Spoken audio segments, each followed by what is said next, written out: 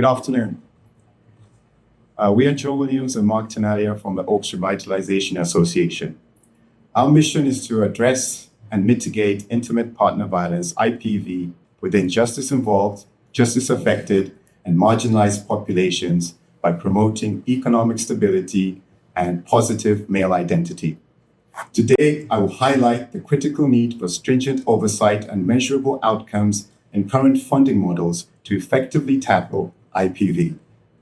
Despite substantial financial investment by the province in addressing IPV, we face significant challenges in achieving measurable results and ensuring stringent oversight. The issue is not the lack of funding, but how these funds are utilized. Current strategies often lack accountability and the rigorous evaluation needed to demonstrate the effectiveness, resulting in inefficiency and limited impact. Many existing programs receive funding without stringent requirements for measurable outcomes. To address the problem effectively, funding must be tied to measurable results and subjected to regular, transparent reporting and random checks. This will ensure accountability and maximizing the return on investment of taxpayer money. At the ORA, our approach is both effective and measurable.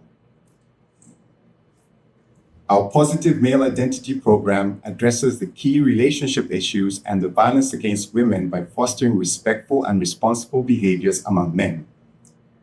By focusing on economic stability and reducing the stress and conflict that often lead to intimate partner violence, our comprehensive job training and placement services have successfully helped participants achieve stable middle-income employment, significantly reducing intimate partner violence incidents among our clients. In the first year of our program, none of our 61 clients have been arrested or charged with intimate partner violence. This remarkable outcome underscores the effectiveness of our economic stability initiative in preventing IPV. Our program's success is measured through regular police checks, enabling us to quantify the return on investment on each dollar spent and providing tangible evidence of our program's impact. Our program is not only effective, but also scalable. We plan to expand our training and mentoring centers to new locations across Ontario, including Downsview, Barrie, Cobourg, Kingston, and Cambridge.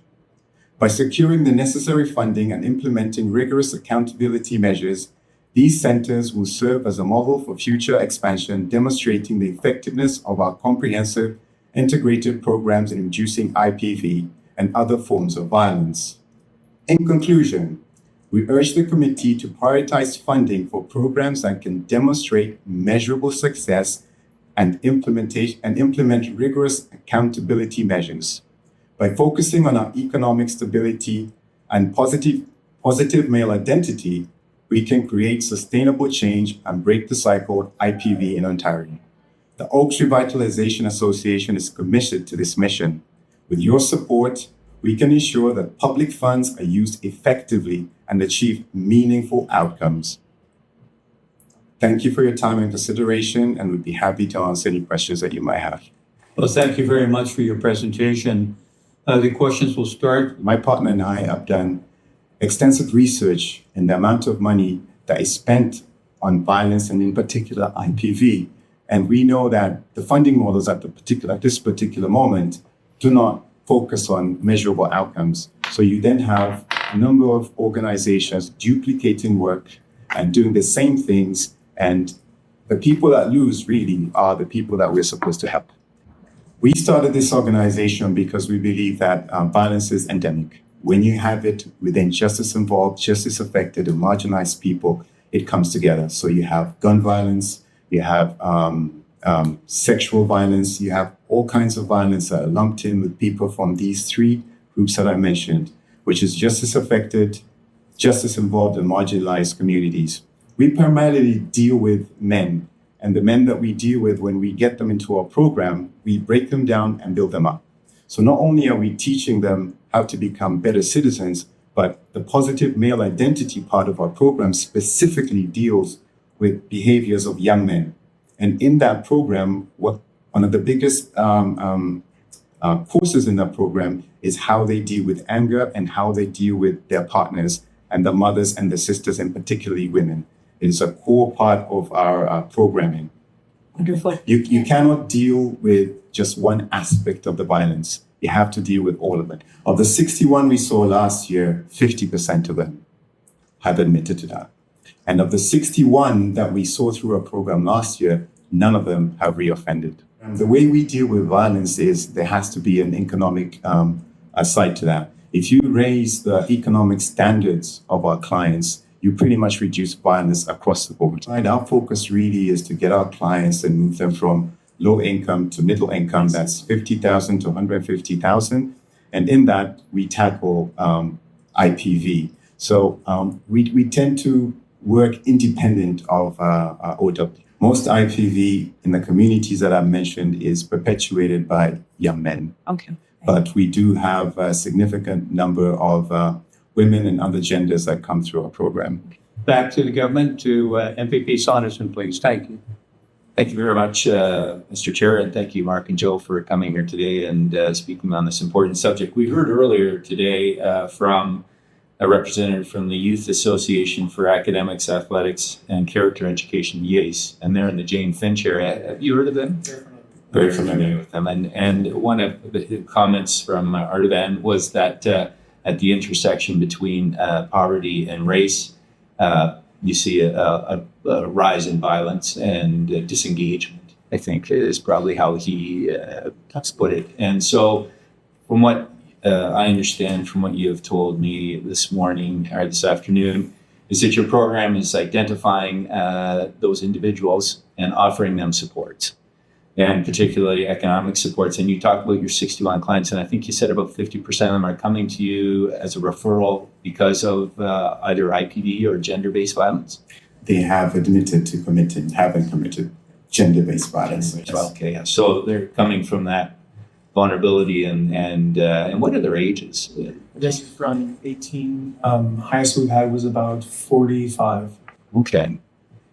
And do you have a sense from them, because what we've heard from other witnesses is that this is often learned behavior, that trauma at an early age gets repeated. So We interviewed a client this morning. He is 24 years old. He's number 25 of kids that his father has. And when we talked about how's his relationship with his father, he said, turned to us and says, "I hate my father." So it starts at a young age, these relationships where they learn. And so what we do is we deconstruct that and build them up as a positive male. So these problems stem right from the beginning of home when they're a young age. And so we get these young kids in, and they don't know what a proper male role model is.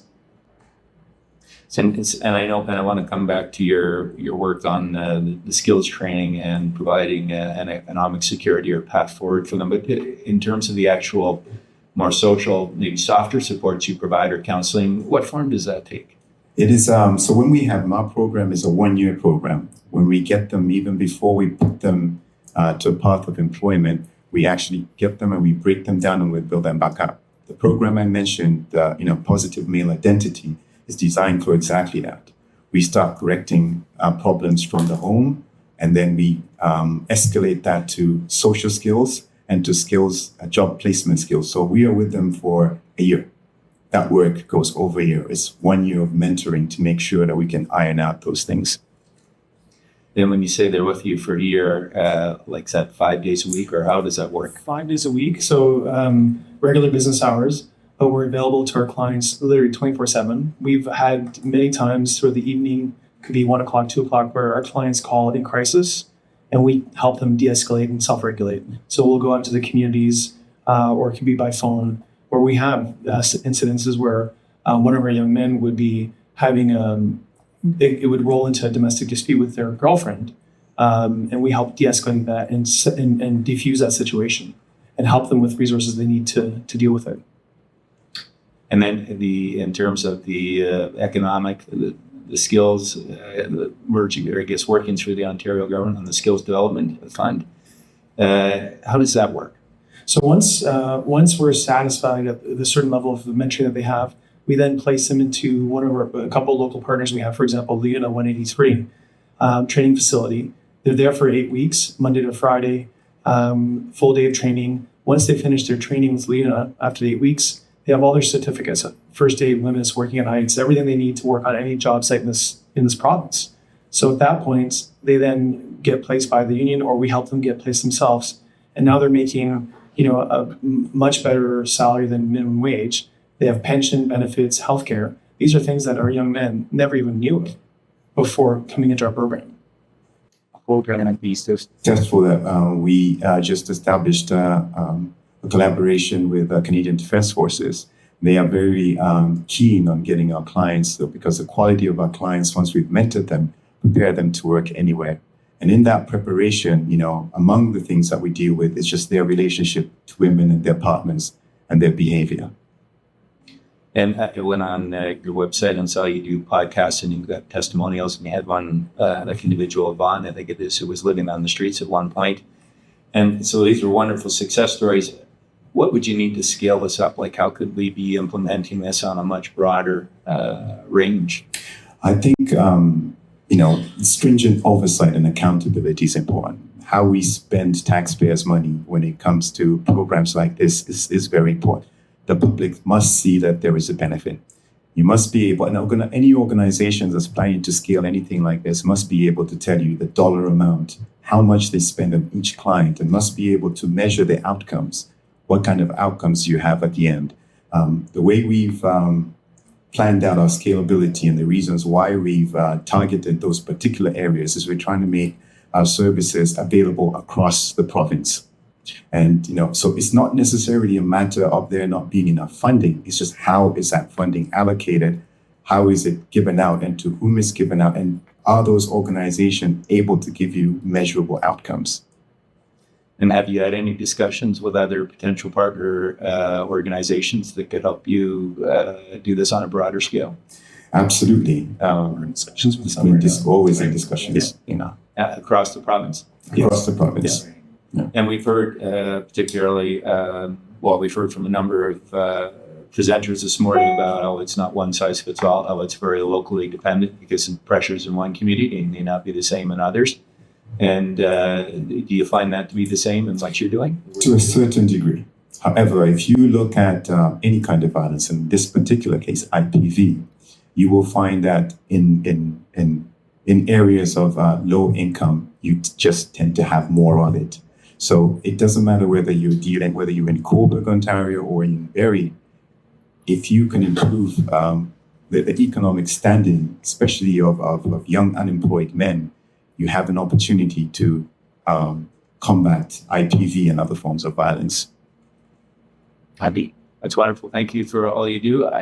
How much time is left, Mr. Chair? You have 33 seconds. 33 seconds. Well, I don't think you have enough time for questions in report. I want to say thank you for the work you're doing in this committee. And this is a very serious issue, and it is unfortunately on the rise. And so any models that we can find that will be both preventative and intervening is so critical, because it seems to me breaking the cycle is such an important part of a way forward here. So thank you for what you're doing. As Mark was sharing with you, when we first take in our clients, we do a complete evaluation, complete psych evaluation, and we discovered that you wouldn't get too far without seeing the blueprint of violence. And that violence was directed to these young men's partners. And each and every client that we had some kind of issue, whether it be physical or it be verbal. And there was no way of rehabilitating our clients without dealing with that issue. You could train them, you could get them employed, but if you don't deal with that issue, it will happen. I wanted to talk a bit about your program called Positive Male Identity, and we hear often about toxic masculinity, but of course the remedy to that cannot be stripping of the male identity writ large. Can you tell the committee a little bit about what is positive male identity? Absolutely. One of the first core parts of positive male identity is accountability. Accountability for your actions. So we find that, as Mark was sharing, the lack of any positive role models in a lot of our clients, including the female ones, has significant issues. So we begin by dealing with that, sharing with our clients and showing them what that is. What does that look like? How do you speak to your partner when you've had a disagreement? Right? The fact that you are a male, comes with responsibilities, right? It comes with behaving in a certain way, the behaviors that are acceptable and those that are not. And just because you're in a closed environment with your partner doesn't mean that you can behave any way you like, right? So we found that the idea of just focusing on the toxic side of masculinity tends to bring young men down. So our approach is to focus on it being actually a positive thing. It is a positive thing that you're a man and you can do so much good. You just need to know how to do that. And we're here to show you. It might not have been shown to you before, but over this 1 year, we're going to show you that. It involves a lot of things. Once we settle them in, it involves a lot of case studies. We go over case studies, how to de-escalate, even simple things as have a gym bag, pack your gym bag. If it gets too heated, pick your gym bag up and go outside. Even just that basic thing gives them tools in which to learn how to deal with violence. Now, of course, the situation that they're in is they're dealing with violence all over. They might be out there either selling drugs or, in some cases, like the young man we're speaking today, you've almost just been shot. You go back to your home with your girlfriend, she says something and that triggers you, right? So there are a lot of issues that we deal with, but, learning how to handle yourself and learning how to handle your emotions, we teach them. In front of the law, we might all be equal, but you are bigger and stronger. Thank you very much, sir, for that response. Thank you, MVP McGregor. That concludes the time allocated for your presentation, gentlemen. Thank you so much for being with us this afternoon.